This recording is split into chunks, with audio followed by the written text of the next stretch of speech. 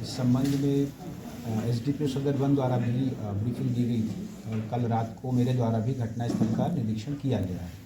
कल दिनांक 7/1 को मुसरी घरारी थाना अंतर्गत बखरी बुजुर्ग में एक महिला है राधा देवी, जिनका इस प्रकार का आवेदन प्राप्त हुआ था कि किसी मादक या विषाक्त पदार्थ के सेवन से उनके घर में इस प्रकार की घटना हुई है। इस घटना पर हम सभी लोगों ने घटनास्थल का भी मुआयना किया और वहाँ पर भी गए।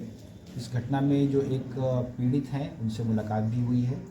उन लोगों ने उनके ही वहाँ से लगभग 100 मीटर की दूरी पर एक परिवार रहता है, जिसमें एक अरविंद शाह नाम के अभियुक्त हैं जिन पर ये आरोप लगाया गया है। अभी तक की जांच में 2 चीज़ें आई हैं। पहला तो ये कि ये दोनों ही जो वादी पक्ष है जिनकी शिकायत आ रही है और जो अभियुक्त पक्ष है, पूर्व से ही दोनों लोगों पर उत्पाद के कांड दर्ज पाए गए हैं।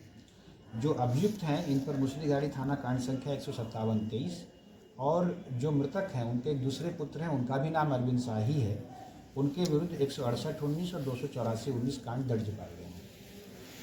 अभी तक की जांच में यह बात भी सामने आई है कि दिनांक 1 तारीख की ये घटना थी और 7 तारीख को इसकी सूचना हम लोगों को मिली है। परिवार का ये कहना है कि उन्होंने स्थानीय किसी डॉक्टर को उनको दिखाया था। ये भी हम लोग इस बिंदु पर भी जांच कर रहे हैं कि अगर उस समय ये मेडिको लीगल केस था तो उनके द्वारा स्थानीय थाने को या फिर ज्यूरिसडिक्शनल थाने को इसकी सूचना किस परिस्थिति में नहीं दी गई है। अभी वर्तमान में हम लोगों की एएलटीएफ की टीम्स, एक्साइज की टीम, पुलिस मुख्यालय द्वारा प्रोहिबिशन की 2 टीम भी हम लोगों के पास आई हैं और उस सभी इलाकों में जो भी प्रिवेंटिव एक्शन हो सकते हैं और इस घटना का विस्तार का कहीं और हो सकता है, इस संबंध में पुलिस मुख्यालय, समस्तीपुर पुलिस और एक्साइज की टीम साइमल्टेनियस वहाँ पर ड्राइव चला रही हैं।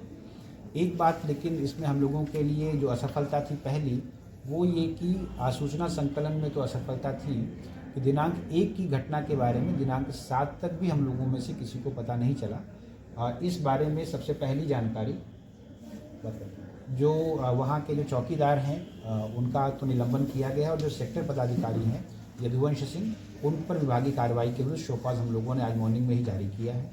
हम लोगों को आशा है कि जो घटना स्थल है और जिस रूप में घटना हुई है वहाँ से कुछ महत्वपूर्ण साक्ष्य भी मिले हैं।